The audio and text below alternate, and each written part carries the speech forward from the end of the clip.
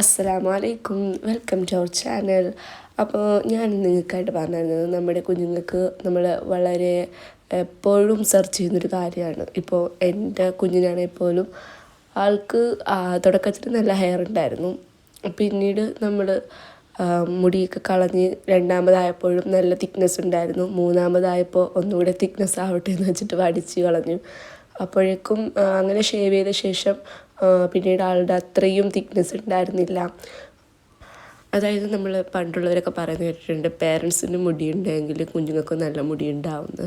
So എനിക്കും ഹസ്ബൻഡിനും നല്ല മുടിയുണ്ട്. അതിൻ്റെ മാഷാഅല്ലാഹ് അൽഹംദുലില്ലാഹ് കുഴപ്പമൊന്നുമില്ല. പക്ഷേ കുഞ്ഞിന് ഈ 2 തവണയും നല്ല തിക്നെസ് ഉണ്ടായിരുന്നു. പിന്നീട് ആയപ്പോഴേക്കും ആളുടെ തിക്നെസ് കുറഞ്ഞിട്ട് തലയൊട്ടി നമുക്ക് നന്നായിട്ട് കാണാൻ പറ്റുന്നുണ്ടായിരുന്നു. അങ്ങനെയാണ് ഞാൻ കുറേ നോക്കിയിട്ടുണ്ടായിരുന്നത് ഓയിൽ.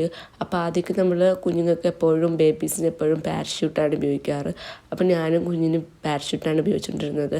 ഒരു 3 മന്ത് 6 മന്തൊക്കെ കഴിഞ്ഞ് 1 ഇയറും 1.5 ഇയറൊക്കെ ആയപ്പോഴേക്കും ഞാനെന്തെടുത്തു, കുഞ്ഞിന് ഇതുപോലെ ഹെയർ ഒത്തിരി ഗ്രോ ആവുന്നില്ല, അതുപോലെ തന്നെ തലയൊട്ടിക്ക് നന്നായിട്ട് കാണാൻ തുടങ്ങിയപ്പോഴേക്കും ഞാൻ എങ്ങനെ നോക്കി എന്താണ് അതിന് നമുക്കൊരു ചെയ്യാനൊരു സൊല്യൂഷൻ എന്താണെന്ന് നോക്കി. അപ്പോൾ നമ്മൾ കുറേ നോക്കിയ ശേഷം കോക്കനട്ട് വെർജിൻ ഓയിലിൻ്റെ കാര്യം അറിഞ്ഞു. അപ്പോൾ വെർജിൻ ഓയിൽ നമ്മൾ അത്രയും റേറ്റ്, അതായത് നമ്മളിപ്പോൾ നോക്കുമ്പോഴത്തേനും ഭയങ്കര റേറ്റാണ് സംഭവത്തിന്. അപ്പോൾ അത്രയും ക്യാഷ് കൊടുത്തിട്ട് നമ്മളൊരു വെർജിൻ ഓയിൽ മേടിക്കുമ്പോൾ അത് കുട്ടിക്ക് പിടിച്ചില്ല, അല്ലെങ്കിൽ നമുക്കതിനുള്ള ബെനിഫിറ്റ് കിട്ടിയില്ല എങ്കിൽ അത് വേസ്റ്റ് ആവുമല്ലോ എന്ന് വെച്ചിട്ട് നമുക്ക് ട്രയൽ പാക്ക് നോക്കാം എന്ന് വെച്ചിട്ട് ഞാനൊരു ആമസോണിൽ നിന്നൊരു ഓയിൽ, കോക്കനട്ട് വെർജിൻ ഓയിൽ എടുത്തിട്ടുണ്ടായിരുന്നു. പക്ഷെ നമ്മുടെ പക്ക ആയിരുന്നു, കാരണം കുഞ്ഞിന് ഹെയർ ഗ്രോത്ത് ആകുന്നുണ്ടായിരുന്നു. അതുപോലെ തലയൊട്ടിയൊക്കെ കുറേയൊക്കെ കാണാതെ, അതായത് മുടി നന്നായിട്ട് വളരാൻ തുടങ്ങിയിട്ടുണ്ടായിരുന്നു. അപ്പോൾ ആ തലയൊട്ടിയൊക്കെ മറിഞ്ഞു തുടങ്ങി. അതുപോലെ തന്നെ നമ്മളിപ്പോൾ കുഞ്ഞുങ്ങൾക്കാണെങ്കിലും നമുക്കാണെങ്കിലും ഒരുപോലെ യൂസ് ചെയ്യാൻ പറ്റുന്ന ഒരു പ്രൊഡക്റ്റാണത്. അതുപോലെ നമ്മളിപ്പോൾ കുളിക്കുന്ന നേരത്ത് കൊണ്ട് തേച്ചിട്ട് കാര്യമില്ല. കുഞ്ഞുങ്ങൾക്കൊരു 10-15 മിനിറ്റ് എന്തായാലും മസ്റ്റായിട്ട് നമ്മൾ തലയിൽ തേച്ച് പിടിപ്പിച്ച് കൊടുക്കുക, മസാജ് ചെയ്ത് കൊടുക്കുക. തലയൊട്ടിക്കാണെങ്കിലും ബോഡിയിലാണെങ്കിൽ നമുക്ക് അപ്ലൈ ചെയ്യാവുന്നതാണ്. കുഞ്ഞുങ്ങൾക്ക് ബോഡിയിലൊക്കെ നന്നായിട്ട് മസാജ് ചെയ്ത് പിടിപ്പിക്കുക. അപ്പോൾ അതിൻ്റെ ഡ്രൈ ആയിട്ടിരിക്കുന്ന സ്കിന്നൊക്കെ ആണെങ്കിൽ ഡ്രൈനെസ് മാറുന്നതായിരിക്കും. അതുപോലെ ഹെയറിനും വളരെ നല്ലതാണ്. വെർജിൻ ഓയിൽ നമുക്ക് യാതൊരു സൈഡ് എഫക്റ്റും ഉണ്ടാക്കുന്നില്ല.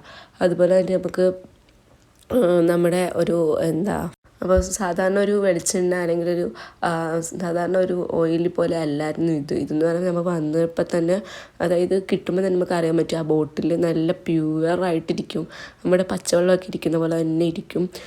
അതിപ്പോൾ ഇതാണ് പ്രൊഡക്റ്റ്, കോക്കനട്ട് വെർജിൻ ഓയിൽ.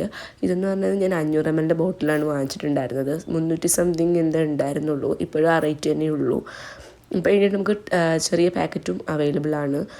അതായത് നമുക്ക് ഈ ഒരു ലിറ്റർ, ഈ 500 ml നമുക്ക് കുഞ്ഞുങ്ങൾക്ക് തലയിലൊക്കെ തേച്ച് പിടിപ്പിക്കാനും അതുപോലെ തന്നെ ദേഹത്ത് മസാജ് ചെയ്യാനൊക്കെ ആണെങ്കിലും, ബോഡി മസാജിനും ഹെയറിലും എല്ലാം നമുക്ക് മസാജ് ചെയ്ത് കൊടുക്കാവുന്നതാണ്. ഷെസ് വാക്ക് ഞാൻ യൂസ് ചെയ്യാൻ തുടങ്ങിയിട്ട് ഇപ്പോൾ ഒരു 6 മന്ത് 7 മന്ത് ആയിട്ടുള്ളൂ.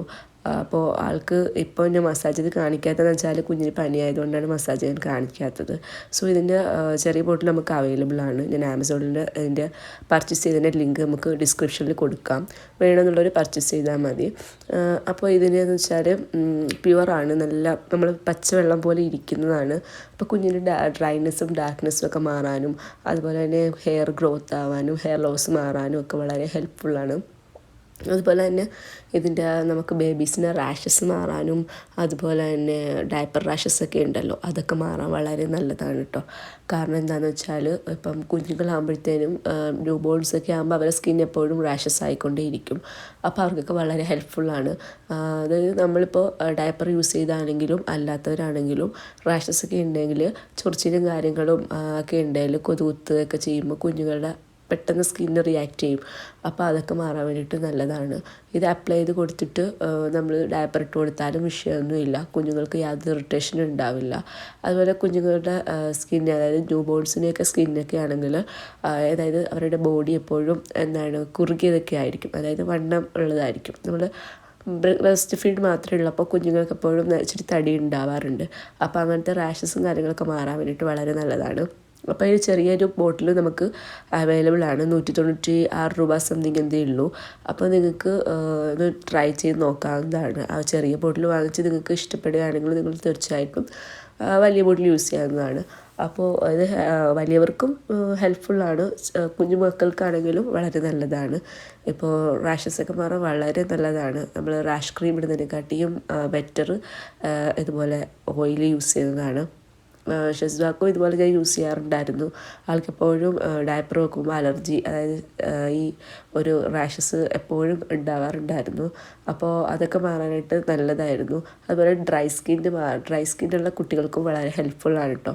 കാരണം ഒരു മഞ്ഞ സമയമൊക്കെ ആണെങ്കിൽ പോലും, ഇപ്പോൾ മഞ്ഞ സമയമാണ്, അപ്പോൾ ആ ഒരു ടൈമിൽ പോലും നമുക്ക് കുഞ്ഞുങ്ങൾക്ക് അപ്ലൈ ചെയ്ത് കൊടുക്കാവുന്നതാണ്. പിന്നെ പനിയുള്ള കുട്ടികൾക്കാണെങ്കിൽ ഒരിക്കലും നിങ്ങൾ എന്താക്കരുത്, തലയിൽ ഓയിൽ വെച്ചിട്ട് യൂസ് ആക്കരുത്. ഓയിലില്ലാതെ തന്നെ നമ്മൾ കുഞ്ഞുങ്ങളെ എപ്പോഴും മേല് കഴിപ്പിക്കുക. ശേഷം ഒരു നനഞ്ഞ ടവലോ ടർക്കിയോ വെച്ചിട്ട് തലയിട്ടൊന്ന് തോർത്ത് കൊടുക്കുക, അത്രയേ ഉള്ളൂ. അല്ലാതെ നമ്മൾ ഓയിൽ യൂസ് ചെയ്യാൻ പാടില്ല ആ ടൈമിലൊന്നും. അപ്പോൾ നിങ്ങൾക്ക് വീഡിയോ ഹെൽപ്ഫുള്ളായി എന്ന് തോന്നുന്നുണ്ടെങ്കിൽ നിങ്ങൾ തീർച്ചയായിട്ടും ലൈക്ക് ചെയ്യുക, ഷെയർ ചെയ്യുക, സബ്സ്ക്രൈബ് ചെയ്യുക. അപ്പോൾ വീണ്ടും ഞാൻ ഇൻഷാ അല്ലാഹ് നെക്സ്റ്റ് വീഡിയോ ആയിട്ട് വരാം. എല്ലാവർക്കും ബൈ, അസ്സലാമു അലൈക്കും.